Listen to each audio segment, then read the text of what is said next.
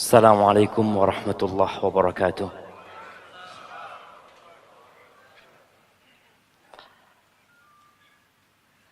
Alhamdulillah. Alladzi hadana li hadza wa ma kunna linahtadiya laula an hadana Allah. Segala puji bagi Allah Jalla Jalaluh yang telah memberikan hidayahnya kepada kita. Yang kalau bukan karena karunia Allah, kita nggak akan bisa sampai ke tempat ini. Kita pernah merasakan hari-hari kita jauh dari rumah Allah Azza wa Jalla. Sebagian kita merasakan bagaimana dia mengabaikan panggilan Allah, hayya 'alas shalah. Dia sibuk dengan kegiatan dia sendiri. Sebagian kita pernah merasakan gak nyamannya ketika masuk waktu salat. Tapi sekarang kita merasakan hidayah yang Allah berikan. Namun sebagian kita tidak mensyukuri nikmat ini, jemaah. Padahal Allah mengatakan la in syakartum la azidannakum. Sebagian kita mulai merasakan imannya berkurang. Dia nggak seperti dulu lagi. Yang selalu berada di saf pertama. Dia tidak seperti dulu lagi ketika awal hijrah. Dia merasakan bagaimana nikmatnya sholat malam. Bagaimana semangatnya untuk datang ke majelis ilmu.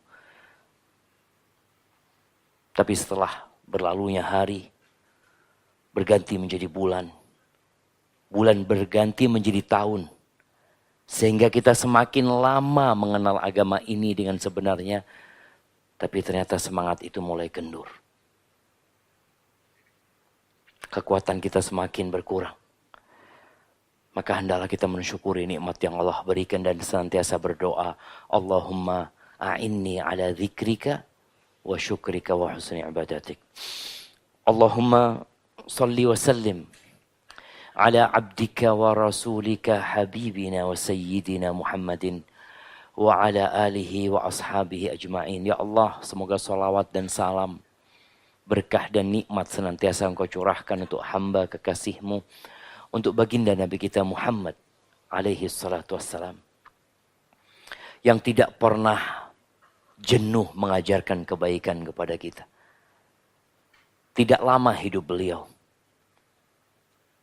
63 tahun. 40 tahun turun wahyu kepada beliau. Selama 23 tahun beliau menyampaikan agama Allah ini dengan penuh perjuangan. Dengan penuh pengorbanan. Hari-hari beliau ya penuh dengan penderitaan. Kita sekarang nyaman. Nyaman. Dan Nabi SAW pernah menyampaikan hal itu kepada kita. Kepada para sahabatnya. Tentang kondisi yang akan datang. Suatu hari di waktu subuh. Beliau ketika mau meninggalkan tempat sholatnya. Seperti dihadang oleh para sahabat. Karena malam hari itu ada harta yang datang ke kota Madinah. Lalu Nabi mengatakan, kayaknya kalian dengar tuh ada harta yang datang. Kata, iya ya Rasulullah, susah hidupnya para sahabat. Lalu beliau menyampaikan sebuah pesan alaihi salatu wassalam. Wallahi mal faqra akhsha alaikum. Demi Allah, aku tidak takut kalian ditimpa oleh kefakiran. Enggak. Wa innama akhsha an tubsata alaikumud dunya. Yang aku khawatirkan tatkala dunia dibentangkan buat kalian. Itu yang aku khawatirkan. Fatanafasuha kama tanafasuha fatuhlikakum kama ahlakatuh. Kemudian kalian akan bersaing sebagaimana umat sebelum kalian bersaing. Ketika melihat harta berlimpah ruah. Yang sejatinya cukup buat dia beberapa. Tapi dia ambisi untuk mendapatkan semuanya. Sehingga dia lupa sama saudara. Dia sikut sana, sikut sini. Lalu kata Nabi SAW. Dunia itu akan menghancurkan kalian. Sebagaimana pernah menghancurkan orang-orang sebelum kalian. Maka ahibati fillah. Perbanyak salawat buat Nabi alaihi salatu wassalam. Hari ini hari Jumat. Malam ini malam tanggal 22. Iya. 22 Muharram. Sejak 1444 tahun yang lalu hijrah Nabi alaihi salatu wassalam. Beliau senantiasa mengingatkan kita untuk bersalawat kepada Nabi alaihi salatu wassalam. Allah udah bersalawat kepada beliau. Malaikat-malaikat bersalawat kepada beliau. Lalu Allah mengatakan, ya ayyuhalladzina amanu. Wahai orang-orang yang beriman. Yang beriman dipanggil sama Allah. Disuruh apa sih sama Allah? Sallu alaihi wasallimu taslima. Kalian bersalawatlah dan bersalamlah buat Nabi SAW. Malam ini coba kita merenungkan. Tadi Jumat berapa kali kita salawat sama Nabi SAW ya? Engkau lihat. Hidup itu hanya bilangan waktu. Kita melihat bagaimana detik berubah menjadi menit. Itu hidup kita. Dari menit dia akan berubah menjadi jam. Dan jam itu terus jamaah bergerak. Anak-anak yang sedang ujian di kelas. Mahasiswa itu kalau lagi ujian. Yang akan dia lihat apa? Jamnya. Dia jawab. Dia lihat lagi. Jawab lagi. Lihat lagi. Kenapa? Dia benar-benar menghargai detik-detik dia. Karena dia takut habis. Belum selesai menjawab pertanyaan. Dan waktunya terbatas. Dia tahu. 90 menit. Dia punya waktu atau 120 menit. Dan dia benar-benar menghitung waktu dia dengan detik dan menit. Bukan jam dan bukan hari. Makanya kadangkala ada waktu kita tinggal ya. Kita kalau punya visa masuk ke beberapa negara itu. Bukan dikatakan 3 hari. Waktu antum 72 jam. Antum harus keluar dari tempat ini. Allahu Akbar jamaah. Itulah jam itu terus berkejar-kejaran jamaah. Berubah menjadi hari. Dan hari berubah menjadi Jumat. Jumat berubah menjadi bulan. Bulan berubah menjadi tahun. Tahu-tahu anak lihat anak sudah berumur 45 tahun. Udah tua jamaah. Tua apa enggak 45 tahun jamaah? Jangan merasa muda tuh. Udah tua. Muda itu di bawah 40 tahun. Ustaz, tapi anak Ustaz 60 Pak masih jiwa muda Ustaz. Nggak apa-apa jiwa muda. Misalkan bisa sholat malam dari jam 3. Buat puasa sunnah. Aduh Ustaz, kalau puasa sunnah berat Ustaz. Ahibati fillah. Di dalam Al-Quranul Karim kalau kita membaca. Allah sering mengingatkan kita dengan waktu kita. Jadi modal orang hidup itu ternyata bukan harta. Tapi waktu. Antum kadang-kala melihat fulan mati di rekening dia ada duit 2 miliar. Ustaz. Kan sayang Ustaz. Cuma waktu dia udah habis. Loh 2 miliar itu bukan punya dia.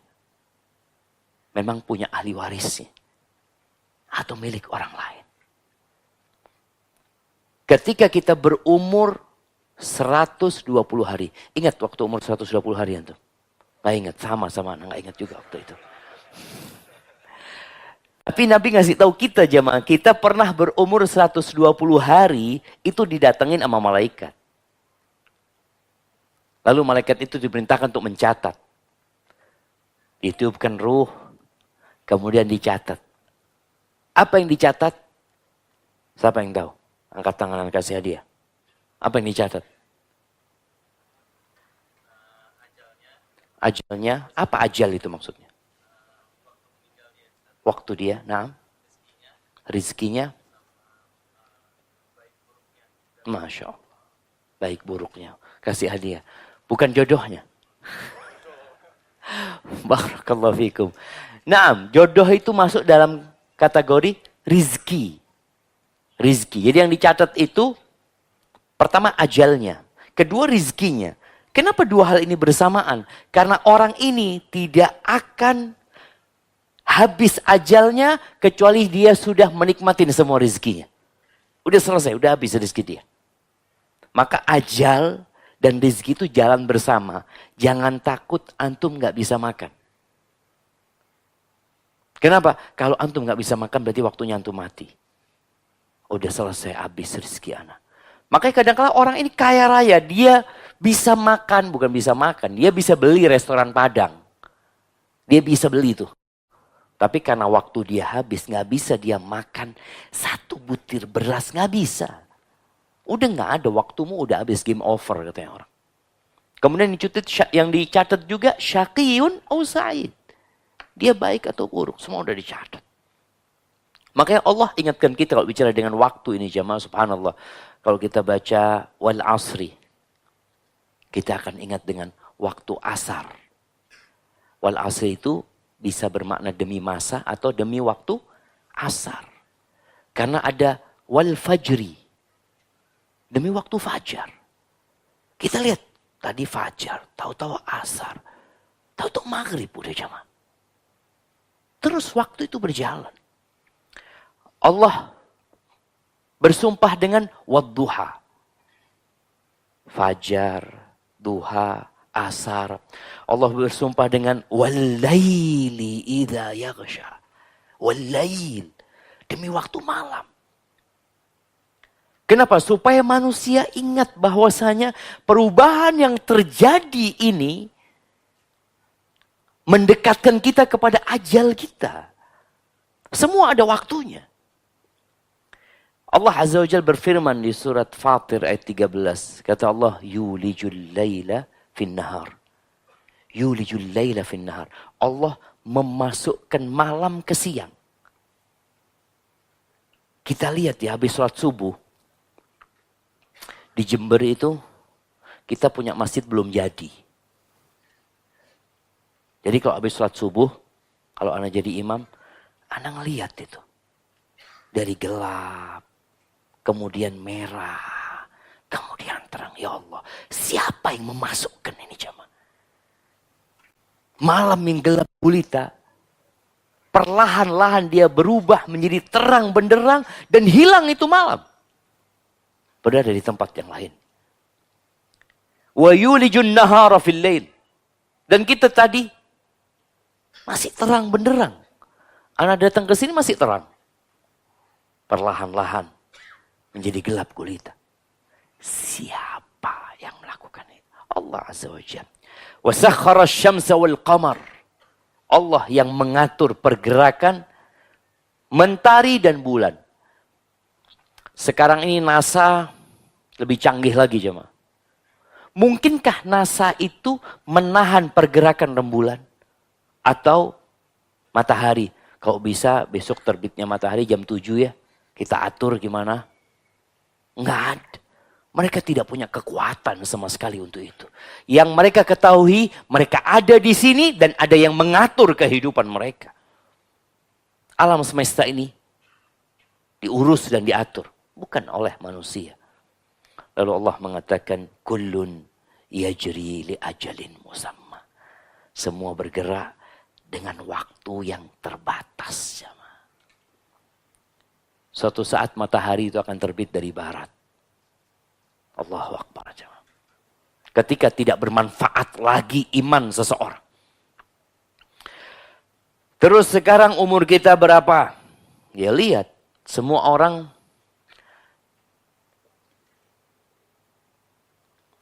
peduli dengan umurnya. Apalagi kalau ditanya, antum sudah nikah? Belum Ustaz. Umur berapa? Baru 27. 27. Siapa yang umur 27 belum nikah? Angkat tangan. 28 belum nikah. 30 belum nikah. Anak mau kasih hadiah, jangan takut antum. Astagfirullahaladzim. Anak sini minum. Antum kenapa?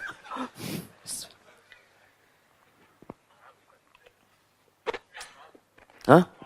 Nggak, antum anak carikan nanti. Mana yang umur 30 tahun belum nikah jamaah? Angkat tangan. Masya Allah, kirim hadiah yang ke belakang sana. Umur 30-an tuh. 34, Masya Allah. Kasih hadiah ke belakang sudah jamaah. Ada orang yang menunda-nunda. Insya Allah Ustaz, tahun depan anak nikah Ustaz. Emangnya antum tahu tahun depan hidup? Kan nggak ada yang tahu. Makanya Abdullah bin Mas'ud radhiyallahu taala anhu ini kalau kita bicara mengisi sisa waktu kita dengan apa? Apa kata Abdullah bin Mas'ud radhiyallahu taala anhu? "Lau alimtu annahu ma baqiya min umri illa 10 ayyam wa ana amutu fi akhirih." Kalau tersisa dari umur, kalau aku tahu ya, kan kita nggak tahu. Umurku tersisa 10 hari. Dan aku mati di tanggal 10-nya. Dan aku tidak punya istri, aku akan nikah. Bayangin jemaah. Bagaimana beliau benar-benar memanfaatkan waktunya. Untuk apa? Untuk mendekatkan diri kepada Allah Azza wa Jalla. Maka jangan menunda-nunda amal soleh. Apalagi yang sudah tua.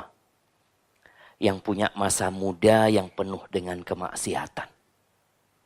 Antum harus berlomba. Dengan siapa? Dengan orang-orang yang dari kecil sudah jadi anak soleh. Sekarang kita lihat anak-anak di pesantren udah ngafalin Quran. Ana ya Allah Ustaz, umur 40 tahun. Terus terang hafalan masih 5 surat. Kenapa? Udah tua Pak Ustaz. Oke, kalau antum merasa udah tua, antum harus lebih semangat lagi daripada yang muda. Sebagian yang tua mengatakan udah tua, menganggap nggak bisa lagi menghafal. Nggak mau menghafal yang ada. Ada seorang wanita, dia pensiun kerja, mungkin dia sibuk dengan dunianya, umur 60 tahun dia jam. Baru sadar dia, umur 60 tahun. Dia nggak peduli sama Quran pada waktu itu. Akhirnya dia masuk ke rumah Quran, belajar Quran. 3 tahun hafal. Terus antum mengatakan nggak bisa. Nggak mau antum. Nggak mau menyisihkan waktu. Kalau urusan dunia dia punya waktu. Untuk Quranul Karim nggak punya waktu. Sama waktunya untuk dunia dan untuk akhirat waktu kita sama. Semua orang punya waktu 24 jam dalam sehari. Oh fulan nggak sibuk. Bukan fulan nggak sibuk. Yang nggak sibuk tuh orang mati. Tapi kita nggak mau meninggalkan kesibukan kita. Apa nggak bisa antum matikan handphone antum? Takut ada yang telepon. Ustaz. Dulu ketika antum nggak punya handphone, pernah takut ada yang telepon. Jamaah, kita pernah hidup nggak punya handphone. Anak rasakan tenang hidup kita. Kalau mau telepon kemana? Wartel. Ngantri kita telepon. Ada kepikiran gimana ya kalau ada masalah di keluarga nanti mereka telepon anak. Ya sudah nggak ada memang teleponnya. Tinggal dimatikan sekarang bisa. Tapi kita nggak mau, berat buat kita. Apalagi urusan bisnis nih. Loh Ustaz, kalau matikan handphone itu menolak rizki artinya. Allahu Akbar. Tahu dari mana ada rizki antum? Dia kan sudah menghitung. Makanya manusia ini kadang-kala menghitung sesuatu yang belum tentu milik dia. Antum pernah melihat ada toko di pinggiran jalan tuh, tahu-tahu jalannya dibongkar. Atau selokannya dibongkar. Akhirnya orang nggak bisa masuk ke toko dia. Lalu dia mengatakan, oh kita rugi. Rugi dari mana antum? Dia kan ngitungnya rugi. Iya biasanya sehari. Ustaz, sejak jalan ini rusak, dibikin 1 juta kita dapat. Kita rugi 19 juta. La haula wa la quwata illa billah. Rizki antum memang 1 juta. Tapi dia sudah ngitung yang bukan rizki dia. Udah dihitung. Makanya dia menderita ketika menghitung sesuatu yang belum milik dia. Yang belum masuk itu bukan rizki kita. Tapi kenapa sudah antum hitung? Itulah manusia. Kalau urusan dunia, dia hitung sampai sesuatu yang belum jadi milik dia. Ana Ustaz, rugi Ustaz. Rugi berapa? Ya rugi 1 M. Kenapa? Ini rumah Ustaz. Ana jual 19 M. Ternyata sama sohib Ana dijual 20 M. Ana rugi Ustaz. Loh, rugi dari mana antum? Dia memang bukan milik antum, kok bisa rugi antum. Ada satu orang gila jemaah. Dia beli lukisan. Di kampung, di desa sana. 150.000. Akhirnya dia jual 1,5 juta. Untung berapa jemaah? 10 kali lipat. Dijual sama orang. Sama orang ini dijual 150 juta. Merasa rugi yang jual 1,5 juta, rugi banyak anak kata dia. Loh, rugi dari mana tuh? Seharusnya anak jual 150 juta. Enggak, antum itu untung. Bayangin, yang jual 150.000 nggak merasa rugi. Antum jual 1,5 juta, kok bisa merasa rugi antum? Itulah manusia. Gila nih orang jamaah. Karena memikir, ya Allah seharusnya. Seharusnya dari mana? Nggak ada seharusnya. Udah punya antum tuh seperti itu. Itu urusan dunia, kita sampai stres, sampai gila. Tapi urusan akhirat kita kehilangan waktu. Ya Allah. Anak tadi masjid sudah bubar Ustaz. Pernah kita menyesal dengan pagi hari tadi kita telat ke masjid. Yang ada enggak? Ya udah takdirnya. Kalau urusan akhirat, dia takdir. Urusan dunia enggak. Karena kita tidak menghargai akhirat jemaah. Ahibati fillah. Rasulullah sallallahu alaihi wasallam. Beliau mengajarkan kepada kita bagaimana memanfaatkan waktu kita ini. Waktu kita enggak sama dari sisi ajal itu kapan datang. Tapi kata Nabi SAW, khairun nas, man tala umruhu, wa hasuna amaluhu. Sebaik-baiknya manusia itu, yang panjang umurnya, baik amalannya. Wa syarrun nas, man tala umruhu, wa sa'a amaluhu. Dan manusia yang paling buruk, yang panjang umurnya, buruk. Kenal kitab Riyadhus Shalihin. Siapa yang ngarang? Imam Nawawi. Arba'in Nawawiyah. Imam Nawawi. Beliau meninggal jemaah nggak punya anak. Karena beliau meninggal sebelum menikah. Umur beliau nggak panjang. 45 tahun beliau meninggal dunia. Tapi sampai hari ini. Beliau dapat tambahan umur terus. Dengan apa? Dengan diingat kebaikannya oleh manusia. Maka bagaimana antum, kalau tadi sebaik-baiknya manusia yang panjang umurnya, nih Imam Nawawi udah mati. Beliau insya Allah meninggal dunia itu tahun 676. Beliau lahir 631. Ya, 45 tahun beliau hidup di muka bumi ini. Tapi sampai hari ini sama, diingat kebaikannya. Qala al-Imam An-Nawawi rahimahullahu ta'ala. Nih anak-anak yang menghafal Arba'in Nawawiyah. Yang ditulis oleh Imam Nawawi. Terus pahala itu dapat tuh Imam Nawawi. Maka dikatakan wadzikru lil insani umrun tsani. Dan diingatnya, dikenangnya manusia kebaikan dia itu adalah umur tambahan buat dia. Nggak mati-mati seakan dia jemaah. Dan Nabi kita Muhammad alaihi salatu wassalam. Beliau di muka bumi cuma 63 tahun. Tapi setiap hari kita mengatakan Assalamu alayka ayyuhan nabiyyu wa rahmatullah wa barakatuh. Terus kita mengatakan itu. Apa kata Nabi SAW dalam hadis riwayatkan oleh Al-Hakim dalam Mustadraknya? Igtanim khamsan qabla khamsin. Engkau manfaatkan 5 perkara sebelum 5 perkara yang lainnya datang. Disinilah kita memanfaatkan sisa umur kita. Yang pertama kata Nabi SAW, syababaka qabla haramik. Masa mudamu sebelum engkau tua. Masa mudamu. Karena orang kalau sudah tua, itu banyak menyesali masa mudanya. Tapi mau gimana? Dulu Ustaz ketika muda Ustaz, anak maraton Ustaz. 40 kilo. Juara 1 anak Ustaz. Anak goes. Berapa kilo yang goes? 80 kilo Ustaz. Nah, baik. Tapi dulu ke masjid enggak? Ya itu, Ustaz. Iya. Masjid dekat, Ustaz, 500 meter dari rumah. Nggak pernah nyampe kecuali Jumatan. Ustaz. Merasakan dia. Masa muda itu udah habis. Sekarang dia udah tua. Sekarang ke masjid. Iya, Ustaz, ke masjid. Tapi udah nggak bisa jalan kaki, Ustaz. Naik motor. Dia kehilangan masa-masa emas dia. Yang seharusnya dia manfaatkan untuk ketaatan kepada Allah Azza wa Jal.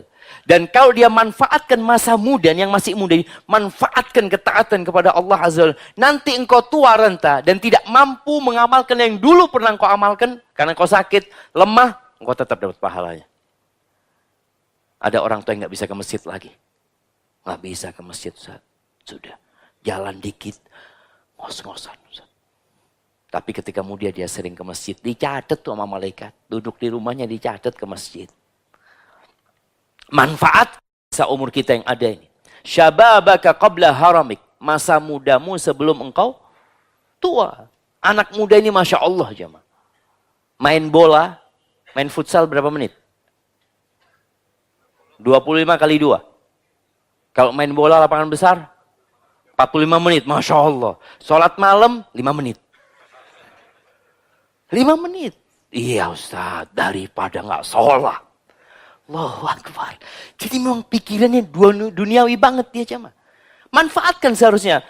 Paling tidak sama. Engkau main bola, berapa menit kerjakan sholat malam. Seperti itu. Karena main bola itu niatkan untuk jaga kesehatan. Engkau dapat pahala. Ana mau main bola, kenapa? Supaya ana bisa bangun malam 2 jam Ustaz. Oh Masya Allah. Pahala. Antum main bolanya dihitung pahala. Goesnya dihitung pahala. Bangun malamnya pahala lagi. Makanya subhanallah dikatakan adatul arifin ibadah. Kebiasaan orang-orang yang kenal sama Allah itu bernilai ibadah. Kebiasaan. Wa ibadatul awam ada. Orang awam ibadahnya kebiasaan. Kenapa antum sholat? Ya Pak Ustaz, dari dulu sudah sholat saya Pak Ustaz. Jadi karena kebiasaan aja. Antum kenapa puasa? Oh, anak dari kecil puasa Pak Ustaz. Ya sampai sekarang, enak kok nggak apa-apa, nggak ngerasakan lapar anak puasa. Nilai ibadahnya di mana?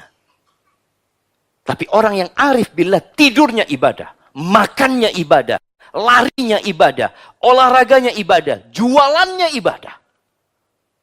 Maka bagaimana sekarang memanfaatkan waktu itu jemaah? Sama waktu kita sempit. Maka yang muda, tolong kekuatanmu, energimu gunakan untuk beribadah kepada Allah Azza wa Jalla. Antum yang muda-muda ini kalau pegang handphone, nonton YouTube kuat berapa jam? Ana mau tanya yang muda-muda ini, antum kuat berapa jam? 2 jam. Kasih hadiahnya. Insyaallah. Barakallahu fikum. Kalau sholat malam berapa jam? Tuh jemaah. Kita coba bandingkan kondisi kita sekarang. Kita cari dunia berapa banyak. Enggak usah, anak cari dunia niatnya buat akhirat. Iya. Abu Bakar kaya raya. Umar kaya raya. Utsman bin Affan, Masya Allah. Abdurrahman bin Auf, Masya Allah. Engkau tahu Utsman bin Affan? Sekali sholat malam, Allahu Akbar. Dia baca Alif Lam Mim. Dzalikal kitabu la raiba fi hudal lil muttaqin. Baru rukuk ketika membaca minal jinnati wan nas. Tuh orang kaya dulu tuh. Dia tahu dunia ini adalah tempat berlomba-lomba dalam kebaikan. Fastabiqul khairat. Kita lihat bagaimana Umar bin Khattab lari kenceng jamaah. Demi apa? Demi mengalahkan Utsman bin Affan. Demi mengalahkan Ali bin Abi Thalib. Umar itu masuk Islamnya terlambat. Lebih dulu siapa sama Utsman? Lebih dulu Utsman. Lebih dulu siapa dibandingkan sama Ali bin Abi Thalib? Lebih dulu Ali. Dibandingkan Abdurrahman bin Auf. Lebih dulu Abdurrahman bin Auf. Dibandingkan dengan Talha bin Ubaidah. Lebih dulu mereka. Bandingkan siapa lagi? 10 sahabat dijamin masuk surga. Semuanya yang 9 itu masuk Islam sebelum Umar. Umar masih hidup 5 tahun itu penuh dengan kekejaman. Kejam Umar sebelum masuk Islam. Tapi ketika dia masuk Islam, dia lari jamaah. Sampai berada setelah Abu Bakar As-Siddiq. Jadi nomor 2 dia jamaah. Maka yang telat-telat nih hijrahnya jangan takut tentu. Wah, anak Ustaz. Kita kebanyakan anak-anak jemaah. Anak-anak. Akhirnya kita nggak jalan. Antum lihat di depan itu. Siapa di depan antum? Fulan. Di sop pertama. Besok anak harus sop. Fulan udah berapa hafalan Quran? Ya Allah, Fulan Ustaz sudah 3 juz Ustaz. Antum? Ya. Juz 30. Maka yang muda, tolong yang muda. Yang muda sebelum kau tua. Yang tua gimana? Yang sudah tua, yang merasa terlambat, engkau bisa ngejar. Dan subhanallah, itu terbuka. Hal itu terbuka. Tinggal antum mau atau tidak. Yang kedua kata Nabi SAW, وَصِحَّتَكَ قَبْلَ سَقَمِكَ. Kesehatanmu sebelum kau sakit. Kita wallahi nunggu sakit. Makanya sekarang itu diciptakan alat-alat untuk ngecek kesehatan. Kenapa? Karena dia sedang nunggu sakit. Cek lagi. Darah gula darahnya. Alhamdulillah. Alhamdulillah. Antum nungguin apa? Nungguin lebih. Kalau dilihat kolesterolnya, orang cek kolesterol nungguin apa dia? Ya nungguin jangan sampai lebih gitu ya, tungguin ya Allah. Kalau sudah lebih, ya Allah lebih minum obat dia. Kita seakan-akan nunggu sakit loh ya. Emangnya nggak boleh cek? Boleh cek, fadol. Nggak ada masalah engkau. Tapi sebelum engkau sakit, engkau manfaatkan kesehatanmu itu. Ketika tahu, oh alhamdulillah. Masih normal semuanya. Mau dibikin apa kalau masih normal?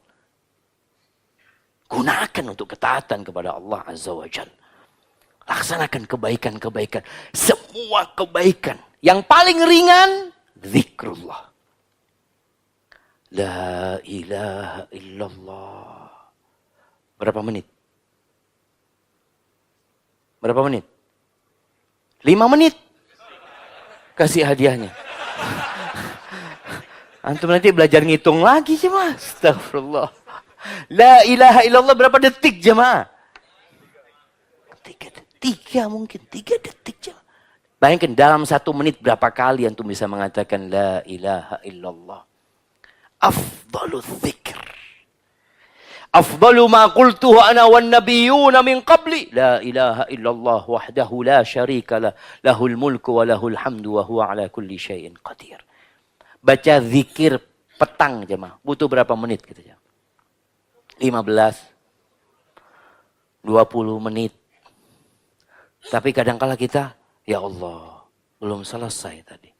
Kenapa? Nonton Facebook 20 menit. Allah ya sahih.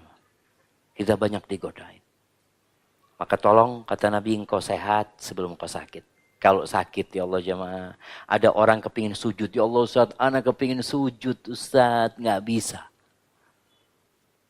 Karena kalau dia sudah sujud nggak bisa berdiri. Karena dengkulnya sakit. Ada yang kalau sujud pening kepalanya. Sekarang yang sehat manfaatkan. Rasulullah SAW beliau sholat beribadah sampai sakit. Sampai kakinya bengkak Nabi SAW. Itu Aisyah, Bilal bin Rabah, ya Allah. Pernah suatu malam Aisyah cerita. Suatu malam Nabi SAW tidur bersamaku. Tahu-tahu beliau mengatakan, ya Aisyah, engkau izinkan aku ya, aku kepingin sholat. Beliau malam itu kepingin sholat panjang rupanya. Kata Aisyah radhiyallahu ta'ala anha, ini istri-istri yang solehah ya, belajar dari Aisyah. Dia mengatakan, ya Rasulullah, aku tuh kepingin engkau ada di sini. Artinya aku cinta engkau berada di sampingku ini.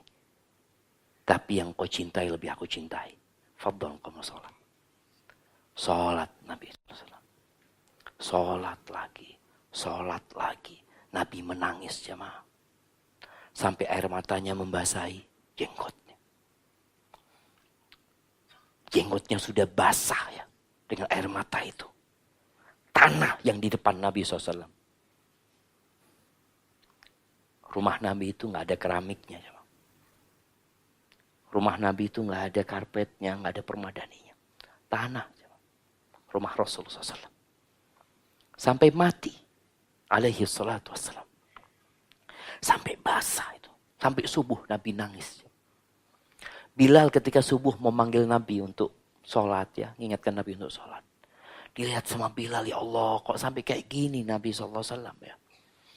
Maka Bilal mengatakan, ya Rasulullah, apalagi ya Rasulullah. Qad ghafarallahu laka ma taqaddama min dzambika wa ma ta'akhir. Udah ya Rasulullah, udah diampuni. Yang dulu dan yang akan datang. Aisyah juga mengatakan, ya Rasulullah, sampai bengkak kakimu ya Rasulullah. Sholat. Sebagian kita yang ada operasi kakinya karena main bola. Ada yang pernah, Ustaz, operasi lutut karena keseringan tahajud. Ustaz. Pernah lihat jamaah? Anak terkilir, Ustaz, ini Ustaz, Masya Allah. Gara-gara sujudnya terlalu lama, Ustaz. Allahu Akbar. Nggak ada. Semua bencana-bencana itu karena urusan olahraga ini dan itu. Tapi ibadah tidak membahayakan ibadah ini jamaah. Nggak membahayakan. Tapi Nabi SAW karena terlalu panjang berdirinya sampai bengkak kaki Nabi SAW. Apa kata Nabi SAW? Afala akun abdan syakura. Apa nggak sepantasnya aku menjadi hamba yang bersyukur kepada Allah Azza wa Jalla. Kita kalau dikatakan kamu dosanya sudah diampuni yang dulu dan yang akan datang. Udah selesai sudah. Bukannya bersyukur malah digunakan untuk kemaksiatan. Ketika tahu di dosa-dosanya. Beliau mengatakan, ini seharusnya aku menjadi hamba yang bersyukur kepada Allah Azza wa Jalla. Kemudian kalau antum lihat, gimana sih hidupnya Nabi SAW? Beliau pernah renovasi rumahnya? Nggak pernah. Nabi SAW. Dari sejak tinggal di Madinah, ya udah itu tuh rumahnya Nabi SAW. Beliau pernah makan enak, kata Aisyah radhiyallahu taala, nggak pernah Nabi 3 hari itu kenyang. Mesti ada 1 hari yang kurang makan. Wallahi kalau kita makan sampai dibuang tuh makanan. Kemudian kita nggak bersyukur kepada Allah SWT. Maka tolong yang sehat manfaatkan. Datang kajian. Walaupun jauh umpamanya bismillah. Semakin jauh antum semakin besar pahalanya. Anak kayaknya mau jalan kaki. Jalan kaki. Nggak apa-apa. Nggak semuanya harus pakai motor jamaah. Makanya banyak orang-orang sekarang cepat sakit. Kenapa banyak rumah sakit penuh? Kenapa banyak apotik laku? Kenapa banyak dokter laris? Karena memang kondisi kita ini semuanya tadi kurang gerak kita. Antum kalau sudah kurang gerak, usahakan bergerak ke masjid jalan kaki. Geraknya anak nggak pernah gerak, ya udah ke masjid jalan kaki. Kayaknya sulit jauh masjid, ya udah geraknya sholat malam. Antum berdiri, antum ruku, masya Allah, sehat antum masya Allah. Tapi kita kebanyakan tidur. Kalau sudah tidur nggak bangun kecuali ketika azan subuh. Yang ketiga kata Nabi SAW, wa ghinaka qabla fakrik. Kayamu sebelum kau miskin. Sebelum kau miskin. Jadi kalau punya uang itu, mumpung punya uang, ini haji mumpung nih, aku punya uang nih, aku akan manfaatkan buat akhiratku. Bagaimana Umar bin Khattab radhiyallahu taala anhu, ketika dia punya uang pada waktu peristiwa Tabuk, perang Tabuk. Tahun ke-9 Hijriah. Kata Umar bin Khattab radhiyallahu anhu, hari itu aku punya harta. Dan kata Umar, kalau aku bisa mengalahkan Abu Bakar. Jadi Umar ini sudah jadi orang nomor 2, dia tetap ingin kalau bisa mengalahkan Abu Bakar. Makanya dia mengatakan, kalau aku bisa mengalahkan dia, hari ini aku kalahkan dia. Kalau bisa mengalahkan dia. Waktu itu, separuhnya dia bawa. Dia berikan kepada Nabi SAW. Apa kata Nabi SAW? Mada tarakta li ahlik. Apa yang kau tinggalkan buat keluargamu? Kata Umar, mithlu. Sama seperti ini. Jadi berapa persen yang dia sedekahkan? 50%. Jadi nanti ingat hitungan di hari akhir itu jamaah. Perhitungannya itu perhitungan pakai persentase. Jangan antum berpikir, ada kotak amal, anak sedekah tadi 2.000, yang di sebelah anak 100.000. Ustaz. Lebih baik mana yang 2.000 sama yang 100.000? Tergantung. Boleh aja dia yang 2.000 ini, anak cuma punya uang 2.000. Ustaz. Terus pulang nanti, bismillah lah. Tentu nggak perlu makan, dalam malam ini besok pagi Anda makan. Dia cuma punya uang dari. Yang 100.000 punya uang 100 juta. Yang dia sedekahkan berapa? Berapa persen jemaah? 0. Sedikit. Maka hitungannya pada hari kiamat nanti persentase jemaah. Bukan jumlah nominal. Makanya Nabi SAW pernah mengatakan, sabaqa dirhamun mi'ata dinar. Atau sabaqa dinarun mi'ata dinar. 1 dirham atau 1 dinar. Bisa mengalahkan yang sodakoh 100 dinar. 1 mengalahkan yang 100. Kok bisa? Kalau secara jumlah nominal ya kalah lah. Ini cuma 1 dinar, ini 100 dinar. Tapi ternyata yang 1 dinar itu cuma punya uang itu dia jemaah. Dia sedekahkan. Yang 100 dinar punya uang triliunan dia. Dia cuma ambil dikit 100 dinar itu. Mungkin buat tusuk gigi sama dia. 100 dinar itu. Sedangkan ini, Umar mensedekahkan berapa persen? 50%. Ditunggu sama Umar. Datang bentar lagi Abu Bakar. Datang Abu Bakar. Ditaruh. Umar kepingin tahu berapa persen nih yang dibawa sama Abu Bakar. Mada tarakta li ahlik? Apa yang kau tinggalkan buat keluargamu? Allah dan Rasul lebih baik dari itu. Kata Umar, udah nggak mungkin anak ngalahkan Abu Bakar. Bayangkan dia bisa mengalahkan Utsman. Dia bisa mengalahkan sahabat-sahabat yang lainnya. Abu Bakar nggak bisa, udah kata Umar nggak bisa, udah menyerah sudah. Karena memang Umar beda imannya sama Abu Bakar Siddiq radhiyallahu ta'ala. Maka yang punya duit, ketika antum punya duit, daftar haji, berangkat umroh. Ketika pas punya duit, ganti mobil. Ganti mobil. Udah punya mobil antum. Iya loh Ustaz. Kan nggak apa-apa kan Ustaz. Iya kalau bicara nggak apa-apa. Tapi kita bicara kita punya waktu kesempatan sedikit. Antum boleh jadi sekarang punya uang, besok nggak punya uang. Ketika nggak punya uang, mobilnya dijual. Ya Allah ya, kalau anak sodakoh sudah ada nunggu anak di akhirat. Iya, antum nggak sodakoh. Maka ketika punya uang, yang antum pikirkan pertama rumah antum di surga, bukan rumah antum di sini. Ketika antum punya uang, ya Allah, Bismillah, sekarang anak kepingin punya rumah di surga Allah Azza wa Jalla. Kesempatan. Tadi kalau bicara anak udah telat ngafalin Quran, anak mau cari rumah Quran mana?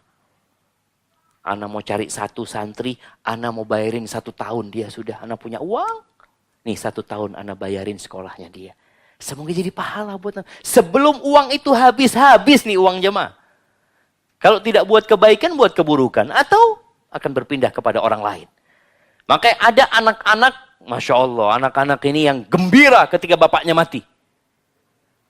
Sampai kadang-kadang dia tanya, bapaknya udah di rumah sakit nih. Gimana? Abah, masih bernafas? Oh masih. Astagfirullahaladzim.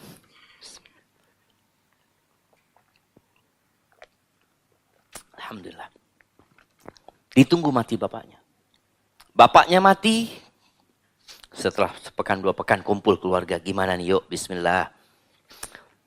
Warisan harus cepat dibagikan. Disegerakan dibagikan. Ini sunnah loh kata dia. Jangan ditunda-tunda kata dia. Nanti bisa ribut kita seperti itu. Satu ada yang mengatakan gimana kalau 1/3 dari hartanya ayah ini kita wakafkan. Apa kata anaknya? Ya Allah gak usah. Bapak hidup gak mau wakafkan. Bapak ketika hidup gak diwakafin sama bapak. Kok sekarang kita disuruh wakafin buat bapak? Artinya kalau bapak hidup diwakafin nggak? Enggak kan? Ya sudah bismillah bagi.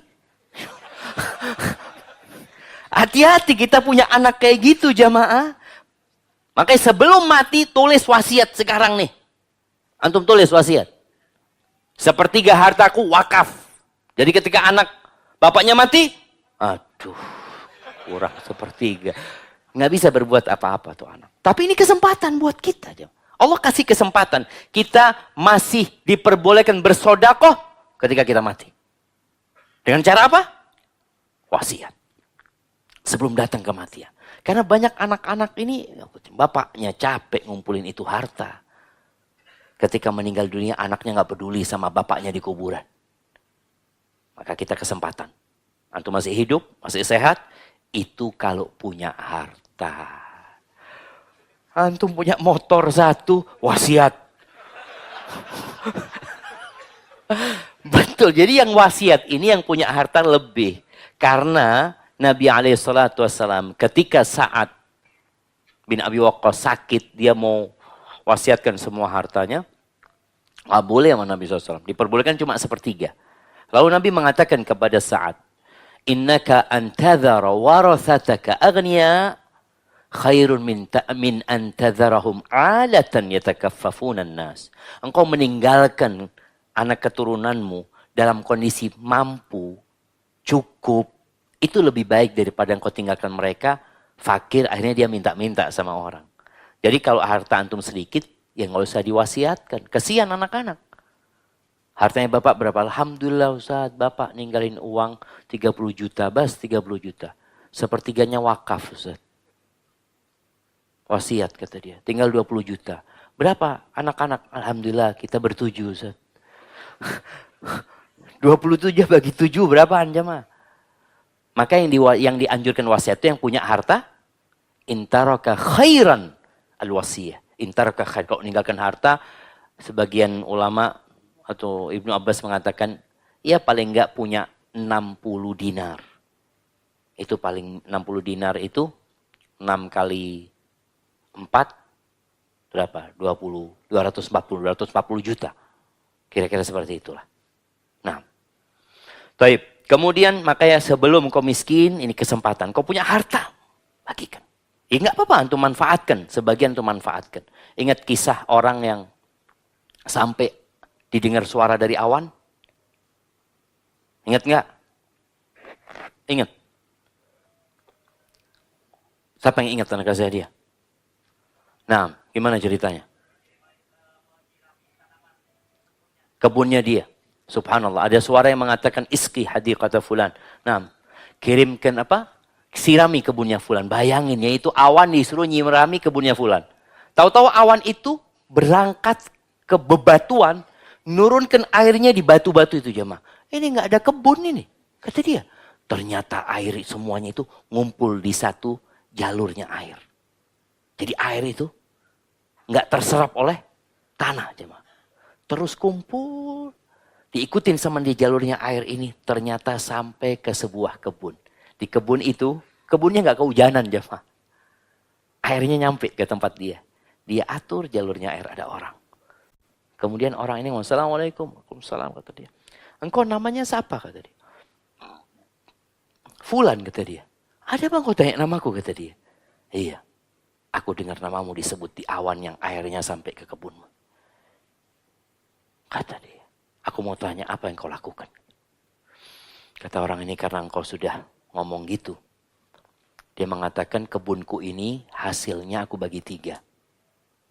Sepertiga aku makan sama keluarga. Sepertiga aku kembalikan ke modal. Dan sepertiga aku sedekahkan. Ada yang dia simpan jamaah? Ada yang dia simpan? Ada. Sepertiga dia simpan untuk kehidupan dia selanjutnya jamaah. Kita tuh kadang-kadang merasa nggak nyimpen. Antum simpen sepertiga itu. Kita ada kehidupan yang pasti jemaah. Pasti kehidupan itu. Antum mau bawa apa ke sana? Kemudian yang keempat kata Nabi SAW. Wa faraghaka qabla syughlik. Waktu luangmu sebelum kau sibuk. Ada yang di PHK jemaah? Angkat tangan. Yang nganggur sekarang. Yang pengangguran. Masya Allah. Oh ya, kasih yang depan ini. Insya Allah. Pantesan di soft pertama beliau. Nah, barakallahu fikum. Kita adzan dulu jemaah. Nah, fadhal. Barakallahu fikum.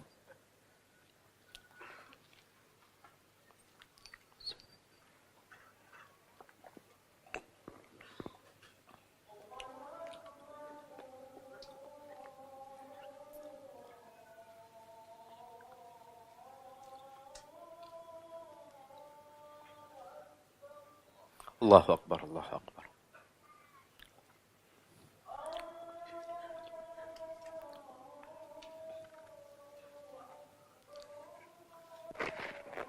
Sampai jam berapa?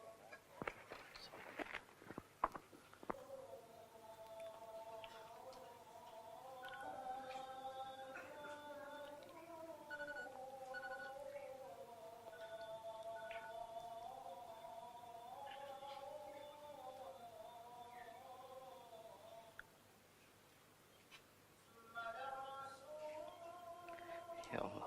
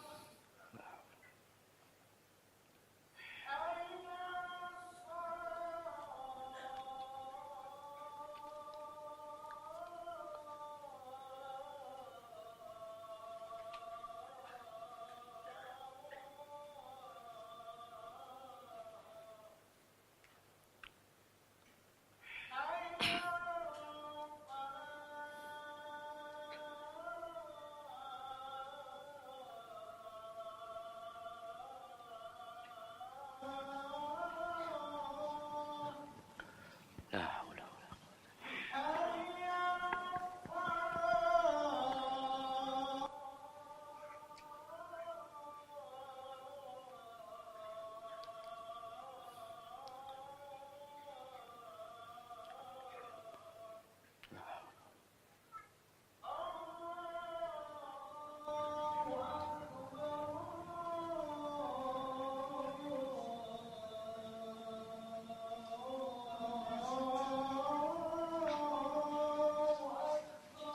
Allah.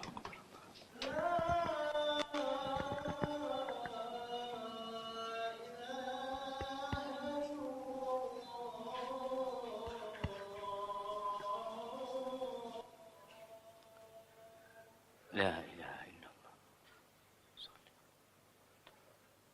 Wa ala alihi. اللهم رب هذه الدعوة التامة والصلاة القائمة محمد الوسيلة الفضيلة وبعث مقام محمود الذي وعدته. Baik, kita lanjutkan jamaah. Iya, kalau bicara orang yang nganggur ya, yang lagi nggak punya pekerjaan, itu nikmat loh. Dari mana nikmatnya? Di dalam hadis riwayatkan Imam Bukhari, Nabi alaihi salatu wasallam mengatakan ni'matani maghbunun fihima katsirun minan nas. Ada dua nikmat yang kebanyakan manusia tidak mensyukurinya. Tidak memanfaatkan nikmat ini dengan benar. Apa dua nikmat itu? As-sihhatu wal faragh. Nikmat sehat dan waktu luang. Orang yang nggak punya pekerjaan itu kosong, jemaah. Kosong. Makanya Umar bin Khattab radhiyallahu taala anhu atau Abdullah bin Mas'ud radhiyallahu taala anhu mengatakan, "Inni la akrah an ara syab sabahlan." Aku tuh benci kalau ngelihat ada pemuda nganggur. Nganggur gimana? La fi amalid dunya wala fi amalil akhirah. Dia tidak mengerjakan urusan dunia dan tidak mengerjakan urusan akhirat. Maka yang sedang kosong, manfaatkan untuk akhirat. Ada sebagian kita yang nggak bisa baca Quran 1 juz sehari. Nggak punya waktu, Ustaz. Ini yang sedang di PHK, yang sedang nganggur, bisa baca Quran 5 juz. Bisa, Ustaz. 30 juz, bisa. Nggak ngapa-ngapain. Nggak ngapa-ngapain, ya. Tapi ana walaupun di PHK, ada kesibukan, Ustaz. Apa? Main game, Ustaz. Ada sebagian orang di PHK nggak ada kerjaan, sibuk Ustaz. Sibuk ana, sampai jari ana sakit ini. Maka tadi nikmat, Nabi menyebutkan nikmat. Waktu luang, waktu kosong itu nikmat. Ketika antum datang di tempat yang antum harus ngantri. Ngantri antum nggak ngapa-ngapain. Makanya orang kalau ngantri, sebelum masa handphone ini, apa ngantri di dokter ya, ada koran tahun 90 dibaca aja, bungkusnya kacang, dia baca. Ada apa tuh? Anda nggak ngapa-ngapain. Iya, manfaatkan waktu itu nikmat. Engkau bisa baca karena kosong, nggak ngapa-ngapain. Bisa sholat duha. Yang kerja nih, antum udah kerja. Berangkat jam berapa? Jam 7, pulang Jam 5 lihat, jam 7 sampai jam 5 sibuk. Mau sholat duha sulit, mungkin sholat duha 2 rakaat, nyuri-nyuri waktu untuk sholat duha. Antum sholat duha dari jam 7 sampai hampir zuhur. Bisa sholat duha? Bisa. Kalau kita baca sebagian ulama sholat 100 rakaat, ya Allah. Gimana dia sholat 100 rakaat? Kita 2 rakaat hampir berantem sama istri. Cuma 2 rakaat. Karena istrinya, bang, jangan berangkat dulu bang. Sholat duha, gampang. Cuma 2 rakaat. Nih ulama 100 rakaat. Sholat lagi, sholat lagi. Maka nggak bisa sholat malam karena capek sholat duha. Berapa rakaat? Terserah. Ada yang mengatakan 8 rakaat. Alhamdulillah bisa 8 rakaat. Tapi antum bisa 18 rakaat, tafadhol. Terus sholat 2 rakaat. 2 rakaat dan waktu luang sebelum engkau sibuk. Sebagian orang nih jamaah subhanallah ya, ketika jadi pegawai, dia kepingin datang kajian. Ya Allah, kapan ya anak bisa datang kajian? Masya Allah. Kenapa? Anak kerja Ustaz. Kan harus jadi pekerja yang amanah. Masya Allah. Ya, doakan Ustaz, anak punya usaha sendiri. Kalau orang punya usaha sendiri, dia bisa tutup usaha dia kapan dia mau. Ketika dia punya usaha sendiri, dikatakan, ayo kajian. Afwan Ustaz. Anak online aja Ustaz. Hadi dunia aja mah. Kadang-kadang kita ngomong doang. Kalau kita biasa memanfaatkan waktu kosong, insya Allah kita akan dikasih waktu kosong sama Allah. Bagi teman-teman yang nggak punya waktu kosong, tolong antum ciptakan waktu kosong. Dengan cara apa? Baca Quran. Baca Quran itu salah satu yang memberikan berkah di waktu kita. Antum bisa lihat orang kalau nonton film. Film, berapa menit sih film itu? Ada 1,5 jam ya, seperti itu. Dia itu nggak capek loh jamaah. Bahkan dia bisa lanjut ke film selanjutnya. Tapi kalau baca Quran, 15 menit, alhamdulillah. Udah panjang. Udah panjang gimana? Udah panjang. Coba perbandingkan kita jamaah. Ini sama-sama waktu luang gitu loh. Engkau gunakan untuk nonton, apalagi yang main game. Ada perempuan-perempuan yang ngeluhkan suaminya yang suka main game. Baca Quran, ya Allah Ustaz, baca Quran. 1 halaman aja tadi harus berantem dulu. Ayolah bang, baca Quran bang. Emangnya wajib baca Quran? Insya Allah. Ini kalau sudah belajar kayak itu jamaah, tahu hukum sudah dia itu. Ngerti yang wajib dan gak yang wajib. Astagfirullahaladzim. Emangnya main game wajib? Dari kapan? Enggak, ini kan mubah. Astagfirullahaladzim ya. Baik, ingat waktu luangmu manfaatkan. Yang di PHK, yang kemarin waktu pandemi itu banyak orang punya waktu luang. Ada yang kerjanya sehari kerja, sehari nggak kerja. Ya Ustaz, anak senang Ustaz, tapi gajinya separuh masalahnya Ustaz. Ya sudah, separuhnya engkau minta sama Allah SWT. Kenapa kita nggak minta sama Rabbul Alamin? Innallaha huwar razzaq. Yang ngasih rezeki siapa? Allah yang kasih rezeki. Bukan tempat kita kerja. Dan teman-teman yang di PHK sampai hari ini masih hidup. Pernah ngelihat orang mati kelaparan karena di PHK? Ada jemaah, ini Ustaz yang di PHK di perusahaan ini semuanya mati di kuburan. Ya ada jemaah, Allah kasih rezeki. Maka yang punya waktu luang langsung manfaatkan. Berangkat umroh ya. Sebagian anak-anak muda ini ada yang sudah sukses. Dia udah punya waktu luang. Ketika anak tanya, kenapa antum nggak berangkat umroh, nggak berangkat haji? Ustaz, anak-anak masih kecil Ustaz. Loh, emangnya persyaratan haji itu anak-anak harus gede? Anak ini baru, ya mungkin dia baca kitab yang lebih banyak gitu jamakannya. Jadi syarat haji tambahannya anak-anak harus sudah gede. Dari mana antum dapat itu? Iya maksudnya supaya anak nggak kepikiran.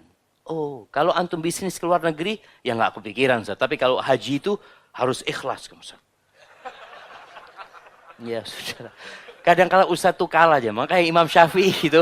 Imam Syafi'i itu mengatakan. Kalau aku debat sama orang pinter, aku bisa menang kata Imam Syafi'i. Kalau debat sama orang bodoh, kalah sudah. Udah nggak bisa, dilanjutkan nggak bisa. Karena dalilnya dia lebih banyak. Jadi ingat, waktu luang. Pokoknya antum melihat punya waktu luang, lihat. Ana mau manfaatkan buat akhirat anak. Apa? Ya lihat. Berbakti sama orang tua. Nih. Buat teman-teman yang cuma mudik setahun sekali. Siapa yang mudik setahun sekali? Angkat tangan. Nah ini, yang dekat sini. Dari mana orang antum? Sulawesi. Orang tua ada? Masya Allah. Kenapa setahun sekali? Waktu kosongnya cuma setahun sekali. Biaya.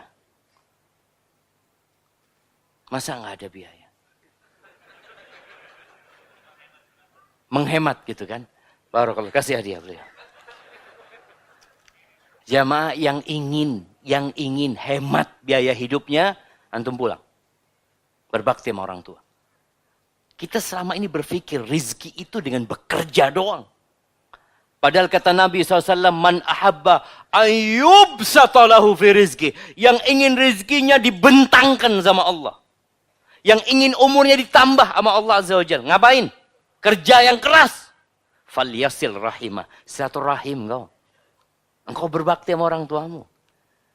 Jadi ketika kita berangkat berbakti sama orang tua, kita tabung tuh. Yang biasanya anak makan sehari umpamanya 30 ribu, anak makan sehari 2 kali lah. Kenapa? Anak kepingin ketemu orang tua. Wallahi orang tua itu jamaah. Ngelihat antum udah bahagia. Ngelihat antum aja. Anak ingatkan dengan sebuah kisah supaya antum berbakti sama orang tua. Ada seorang ayah yang menggugat anaknya di pengadilan. Dia gugat ayahnya di pengadilan. Apa gugatan ayahnya? Gugatan ayahnya minta nafkah sama anaknya. Datang nih anaknya dipanggil. Ketika ditanya sama hakim, ini ayahmu gugat engkau supaya engkau kasih nafkah buat ayahmu. Kata anaknya, ya hakim, bapakku ini kaya raya. Kaya raya, nggak butuh sama duit aku. Kata dia. Kata bapaknya, iya. Tapi aku tetap minta engkau kasih nafkah. Walaupun 1 dinar. 1 dinar. 1 dinar sekarang nih jamaah ya mungkin 40 ribu, 45 ribu. Bayangkan bapaknya minta nafkah dari anaknya sebulan, anggap 50 ribu. Tapi dengan syarat. Apa syaratnya? Nggak boleh dia transfer. Nggak boleh dititipkan orang. Dia harus serahkan ke tanganku. Sebulan. Setiap bulan. Gimana kata hakimnya? Ya kata anaknya siap. Ya sudah. Sudah keputusan itu pergi anaknya. Hakim ini heran. Engkau ini orang kaya raya gitu loh. Ada apa engkau minta nafkah 1 dinar sama anakmu? Kata sang ayah. Wahai hakim, anakku ini sejak keluarga, kerja, sibuk dia. Dia hampir nggak pernah jenguk aku. Tadi.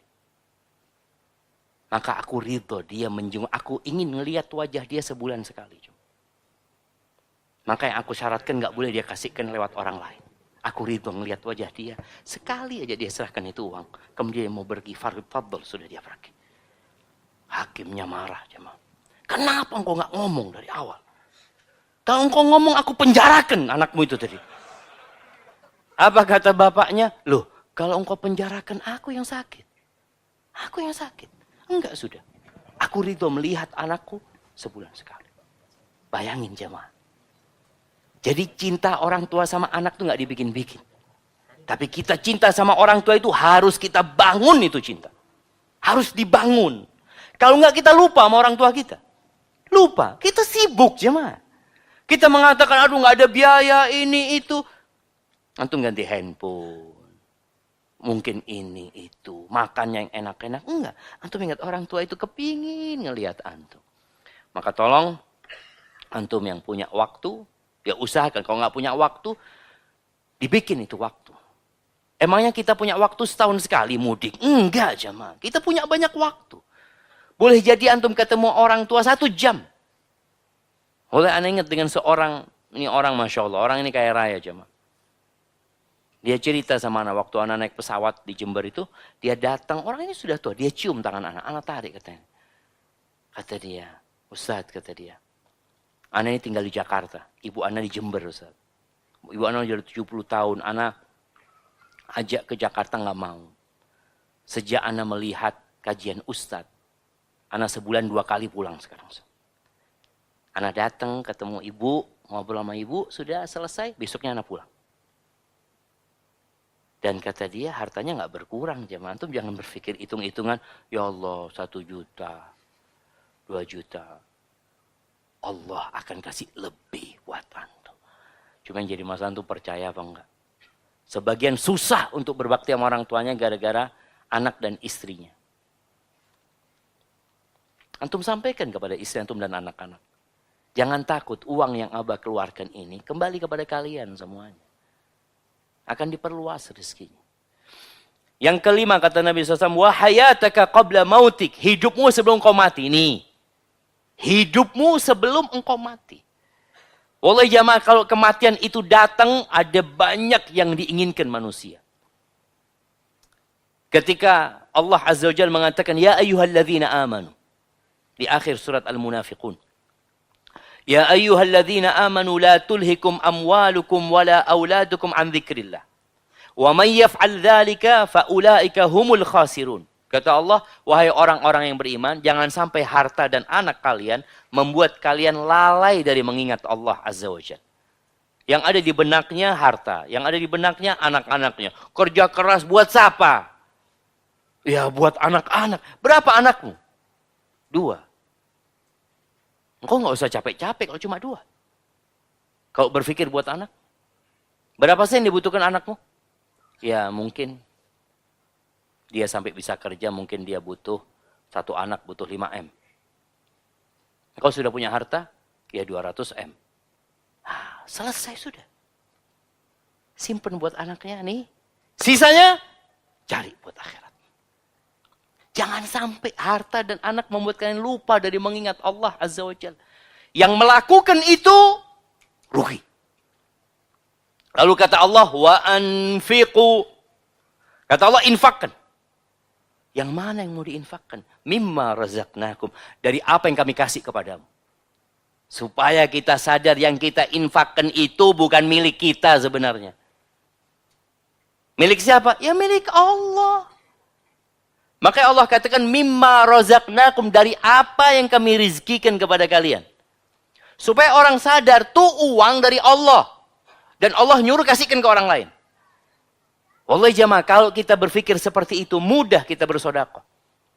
Banyak orang titip sedekah sama ana. Ustaz, ini Ustaz, 10 juta Ustaz. Buat kampus STDI. Mungkinkah ana makan jamaah? Mungkinkah berat bagi ana untuk menyerahkan 10 juta ke kampus? Enggak, kenapa? Bukan punya ana. Ini amanah. Cuma sebagian kita terlalu merasa memiliki. Ini punya anak kayak korun. Wah, anak usaha, Ustaz. Capek. Dapat duit kayak gitu. Itu Allah yang kasih rezeki. Yang lebih capek dari antum banyak. Tapi nggak dapat rezeki kayak gitu. Berapa banyak kita lihat orang yang pagi keluar rumah, kena terik matahari sampai hitam dia, cuma dapat 100.000 sehari. Antum duduk-duduk di AC. Dapat juta-juta. Siapa yang ngasih? Allah yang kasih sama engkau. Maka kata Allah, infakkan dari apa yang kami rizkikan kepada kalian. Kalau ada harta yang bukan dari rizki Allah, jangan diinfakin. Kalau antum merasa, enggak, ini bukan rizki dari Allah nih. Ya udah, jangan usah diinfakin tuh. Makan tuh. Tapi semuanya dari Allah. Min qabli an ya'tiya ahadakumul maut. Sebelum datang kematian kepada kalian. Kalau udah datang kematian, kepingin apa? Orang ini ketika melihat malaikat datang hendak mencabut nyawa dia jemaah. Menyaksikan dia hal itu.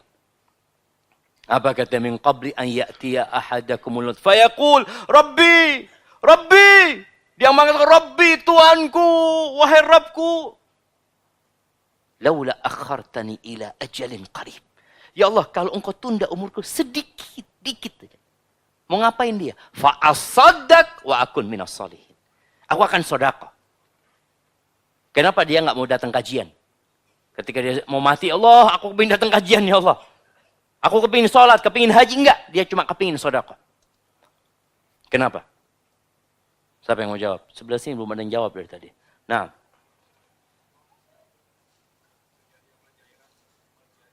Jariah.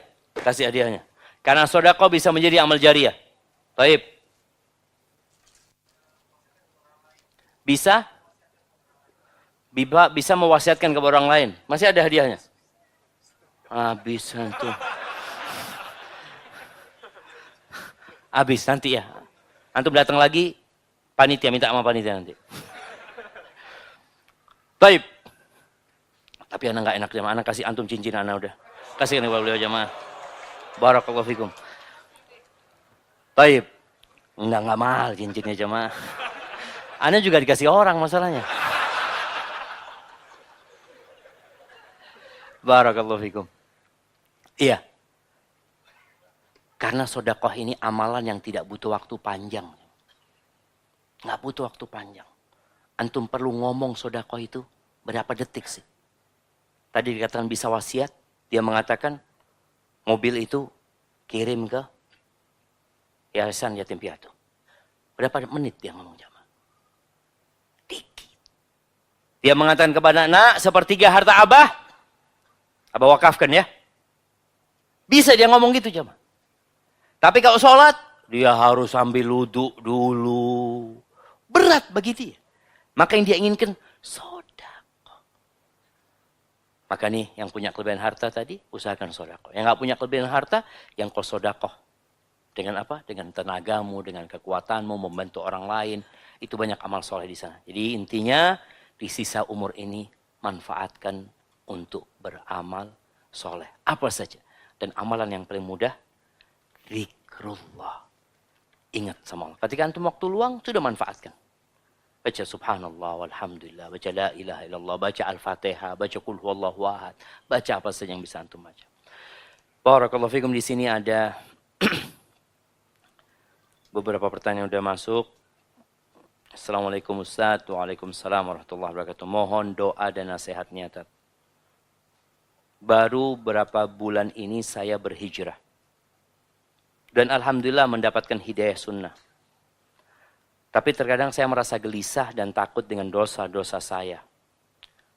Masa lalu dan saya takut futur Ustaz. Bagaimana Ustaz supaya saya bisa istiqamah? Dan kenapa akhir-akhir ini saya merasa seperti mau meninggal? Mohon nasihat dan doanya Ustaz atas kegelisahan dan ketakutan saya ini. Barakallahu fiik. Nah, mahibati fillah. Kekhawatiran dengan dosa itu wajar. Dan harus ada di diri kita. Takut kita sama dosa-dosa kita. Abdullah bin Mas'ud pernah mengatakan dulu di masa sahabat Nabi. Kita itu, para sahabat itu, melihat dosa itu seperti kita berada di bawah gunung. Yang gunung itu akan longsor menimpa kita. Takut. Dan sekarang kalian berbuat dosa besar seperti lalat yang di hidung. Diginiin, terbang. Sebagian kita seperti itu. Meremehkan dosa. Oh gampang. Allah Ghafurur Rahim. Maka apa yang terjadi sama antum itu wajar. Bagaimana sekarang antum bertobat kepada Allah. Dengan taubatan nasuha. Allah itu yaghfirud dzunub jami'an. Allah mengampuni semua dosa. Asalkan kita bertobat. Antum ingat dengan dosa-dosa antum. Sampaikan kepada Allah penyesalan antum. Dan sampaikan kepada Allah, antum bertekad untuk tidak mengulangi. Dan tinggalkan dosa itu. Perbanyak amal soleh. Ganti kawan. Antum cari kawan-kawan yang baik. Antum kalau takut futur, ya. Futur itu akan datang. Karena imannya manusia tidak seperti iman malaikat. Malaikat itu kata Allah, la yafturun. Nggak ada futurnya malaikat. Ya sudah. Seperti itu. Tapi iman kita naik turun. Maka ketika antum takut dengan futur, yang antum harus lakukan berdoa. Minta sama Allah Azza wa Jal. Ya muqallibal qulub. Thabbit qalbi ala dinik. Ya musarrifal qulub. Sarrif qulubana ala ta'atik. Terus minta sama Allah subhanahu wa ta'ala. Berdoa. Ketika baca ihdinas siratal mustaqim. Antum hayati, antum sedang memohon hidayah kepada Allah subhanahu wa ta'ala. Bicara kegelisahan tadi. Ya apalagi antum kok merasa akan mati. Ya kita disuruh mengingat kematian. Tapi jangan sampai mengingat kematian itu membuat kita nggak produktif. Kita jadi ya putus asa, sedih, takut, tapi tidak beramal. Rasa takut dengan kematian itu seharusnya membuat kita semakin bersemangat untuk beribadah. Makanya kalau orang divonis mati, dikatakan antum insya Allah, ya kalau secara medis ya 2 bulan lah. Iya dok, iya. Apa yang dilakukan orang ini? Rajin ibadah dia. Dia rajin ibadah, dia ke masjid, dia baca Quran. Tapi kalau dikatakan antum insya Allah masih 7 tahun lagi mati. Oh masih lama dok ya. Siap dok, maksiat yang dia kerjain. Karena masih lama. Orang ketika tahu waktunya terbatas biasanya dia akan beramal soleh. Dan Nabi nyuruh kita alaihi salatu wassalam untuk sering-sering mengingat kematian. Kemudian kalau bicara kegelisahan itu, baca doa yang diajarkan Nabi SAW. Allahumma inni a'udzubika minal hammi wal hazan. Ya Allah, aku berlindung kepadamu dari ham. Ham ini kekhawatiran dengan masa yang akan datang. Hazan itu kesedihan dengan masa lalu. Biasanya orang kalau kena penyakit hati ini, dua ini, dia kejadian nggak produktif. Dia duduk, takut aku. Maka usahakan berdoa minta sama Allah dan anda doakan semoga Allah membersihkan hati antum. Barakallahu fikum. Bagaimana menghadapi anak-anak yang saat ini bukan lagi bukan kesal. Coba antum baca nih. Nanti. Bagaimana menghadapi anak-anak yang saat ini bukan kecil lagi. Oh. Nah, menghadapi anak-anak yang saat ini bukan kecil lagi. Akan tetapi sudah beranjak dewasa. Jika sholat subuh harus dibangunkan terus. Masa mudanya banyak pada pegang HP. Terkadang anak jenuh untuk terus mengajaknya. Contoh mengaji. Sampai kapan kewajiban seorang ibu harus terus mengajak kepada mengaji dan berbuat kebaikan? Ya, selama dia melihat anaknya berhidup bersama dia, maka dia perintahkan. Rasulullah SAW, anaknya udah nikah. Siapa anaknya? Fatimah. Nikah sama Ali bin Abi Thalib. Itu bukan dibangunkan untuk sholat berjamaah. Tapi dibangunkan untuk sholat malam. Jadi ada tingkatannya beda. Mereka sudah nggak perlu lagi dibangunkan untuk sholat berjamaah. Tapi sholat malam, Nabi datang ke rumahnya Fatimah. Ala tusallian. Nggak sholat kalian. Dibangunkan sama Nabi SAW. Padahal mereka sudah menikah. Jadi sebenarnya tugas orang tua itu nggak pernah selesai. Kita melihat kemungkaran nggak boleh membiarkannya. Bukan hanya dari anak kita jemaah. Dari orang lain. Akan tetapi, ya kalau anak itu sudah besar, sudah dewasa, cara kita berbeda. Dengan ketika dia anak-anak. Kalau anak-anak, ya anak punya anak Yusuf namanya. Mudah-mudahan dijaga sama Allah dia. Kalau subuh itu, anak bangunin dia. Dia umur 7 tahun lah. Anak bangunin. Baba, Yusuf ngantuk, kata dia. Dia pegang itu bantalnya kasur. Kalau udah bangun, sholat, nggak ada masalah. Cuma prosesnya itu, ya namanya dia masih anak-anak. Itu masih bisa kita ajarin, kita suruh jamaah. Jadi kalau dia sudah bangun ke masjid, pulang dari masjid udah nggak pulang ke rumah. Udah main dia sudah. Jadi anak-anak seperti itu. Kalau sudah gede memang, ya nggak bisa lagi seperti itu. Maka perlu pendekatan yang berbeda. Doakan anaknya. Terus doakan anaknya. Ketika dia pegang handphone, ya orang tua juga harus tegas kadang-kala sama anaknya. Dia duduk sama anaknya, nak, engkau boleh pegang handphone jam sekian sampai jam sekian. Kalau engkau ada keperluan, fadhol. Engkau minta sama ibu kasih. Seperti itu. Sehingga anak itu jadi disiplin. Akan tetapi, anak ini ketika diambil handphonenya, tolong dikasih kegiatan. Karena kadang-kadang anak itu nggak tahu mau ngapain. Diambil handphonenya, dia duduk. Ngapain ya, kata dia. Kata ibunya, 2 jam lagi baru kasih handphone. Siap ibu. Yang liatin ibunya, dia liatin jam. Tolong dikasih arahan, sehingga dia punya kegiatan gitu jemaah orang tuh. Kadang-kadang anak-anak ini nggak tahu mau ngapain. Kalau dulu Masya Allah jemaah. Anak kita, ya yang seumur anak ya. Atau yang di bawah anak sedikit. Bagaimana kita habis isya itu, biasanya habis sholat isya dari masjid. Itu main, apa ya. Namanya banteng. Tahu? Benteng ya. Benteng. Yang di... Aduh jamaah. Itu lari. Sampai rumah teler. Itu sudah jamaah. Dan kita dulu dapat tugas. Dari waktu SD anak ingat kita dapat tugas. Tugas nyatet berita. Dunia dalam berita. Ya Allah. Itu sudah miring-miring kita jamaah. Iya. Sekarang kan ya Allah. Apa yang mau ditonton dulu waktu kita SD ini tantangannya beda sama kita. Dulu Kita nonton TV itu hari Ahad doang. Hari Ahad. Dan nontonnya di rumahnya orang juga. Karena nggak semua orang punya TV gitu kan. Nonton di rumah orang. Ana masih ingat TV-nya hitam putih. Dulu ada yang ditonton itu perbudakan itu. Sudah duduk semua satu kampung. Habis gitu selesai. Main lagi. Dan semua permain itu ada. Maka kita paling tidak memaklumi kondisi anak-anak itu. Kita perlu menjalin hubungan sama tetangga-tetangga. Bikin permainan, olahraga lah. Badminton kayak mungkin olahraga yang bisa di rumah itu pingpong. Sampai kemarin anak-anak waktu pandemi itu pada pulang ke rumah, anak bingung anak-anak ini mau main apa di rumahnya kata dia. Akhirnya anak beliin karambol. Tahu antum karambol? Ya sudah main itu. Itu masih main bersama gitu jemaah. Main. Nanti tahu-tahu dia masukin dengan tangannya biar masuk gitu kan. Gak boleh curang gitu kan. Jadi dia kepingin cepat selesai gitu cuma. Enggak. Jadi orang tua tadi ketika melarang anaknya harus cari pengganti. Sehingga dia ada sesuatu lah. Ada kedekatan sama orang tua. Kadang-kala emak-emak, bapak-bapak sama aja.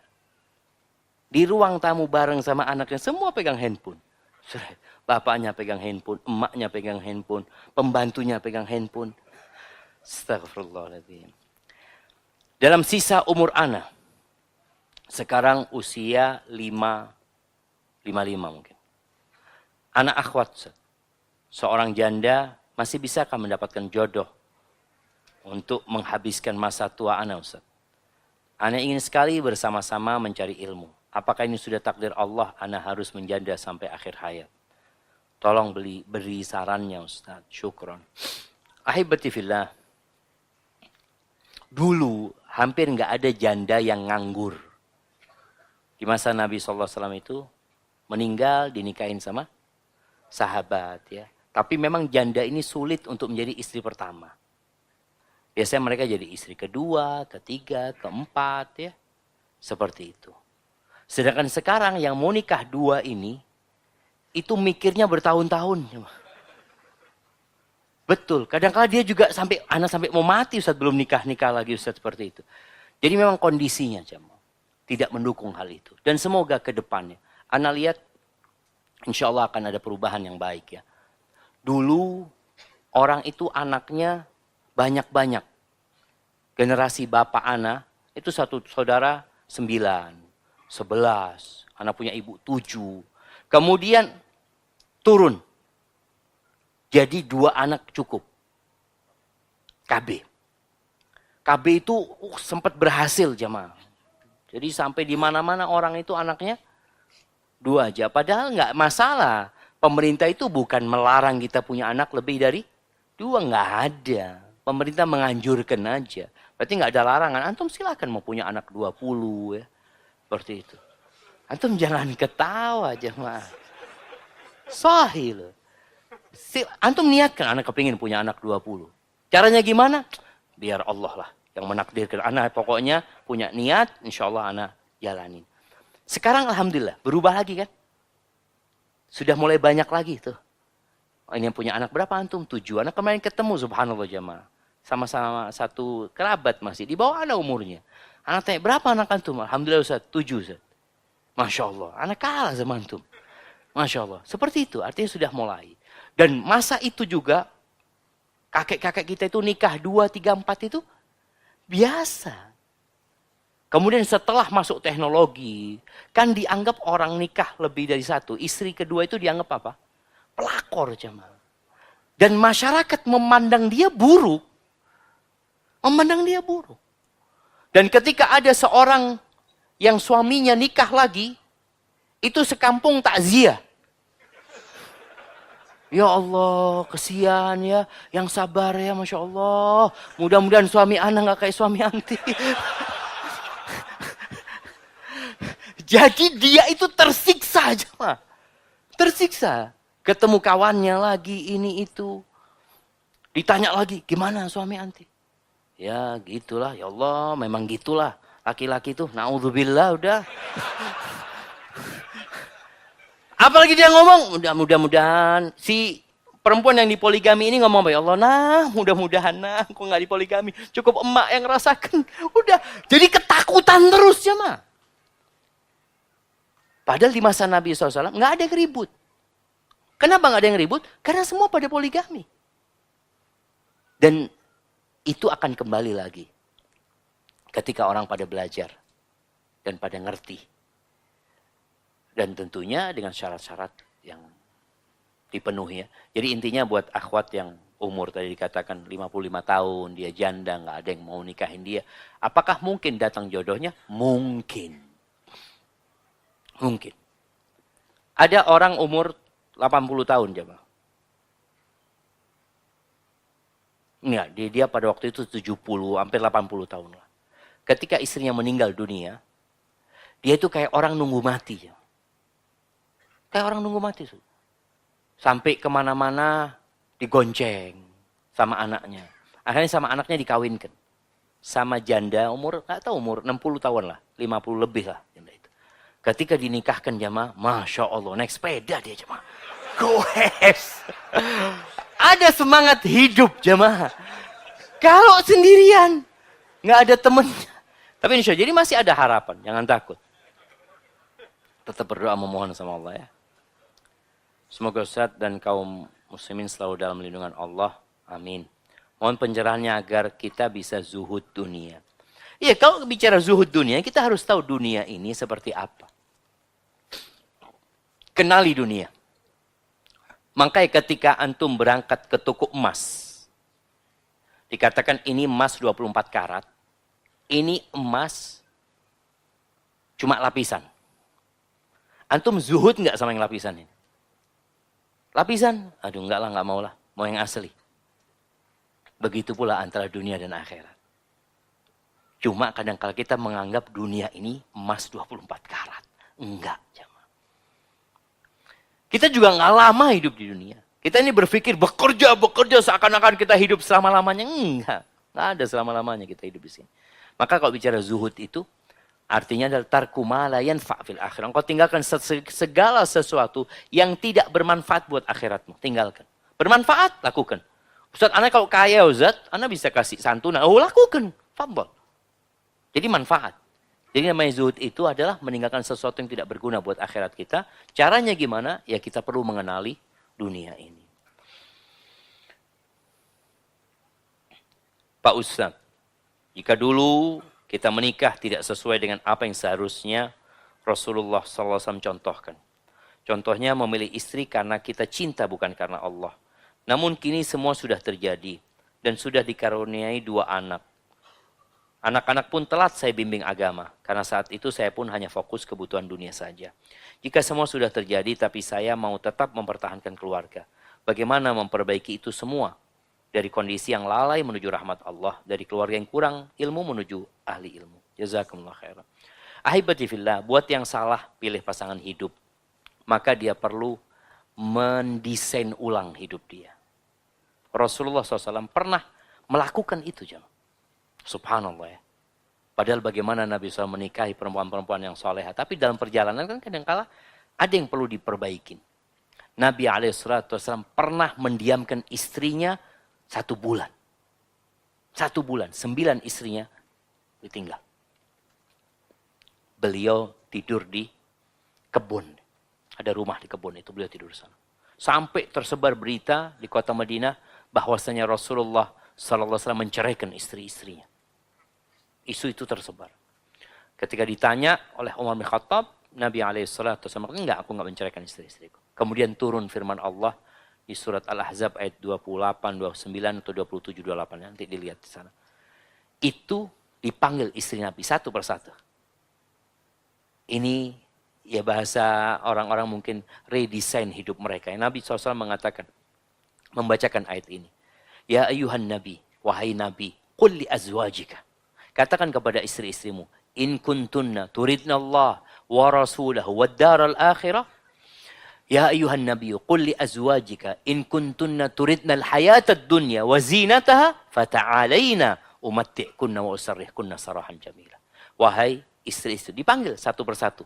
Aisyah, wahai istri-istriku, kalau yang kalian inginkan kehidupan dunia, kenikmatan dunia, kemewahan dunia, kemari kalian, aku akan kasih harta. Aku akan kasih pesangon buat kalian. Aku akan kasih kesenangan buat kalian. Tapi setelah itu kita harus berpisah. Selamat tinggal. Gak bisa kita lanjutkan perjalanan bersama. Kenapa? Karena beda visi dan misi kita. Wa in kuntunna turidna Allah wa rasulahu wad daral akhirah fa innallaha 'adda lil muhsinati minkunna ajran 'azima. Tapi kalau misi, ambisi kalian Allah, Rasulnya, kehidupan akhirat, maka sesungguhnya Allah menyediakan pahala yang besar buat yang berbuat baik di antara kalian. Itu satu persatu dipanggil istri Nabi SAW. Dan semuanya memilih Nabi SAW.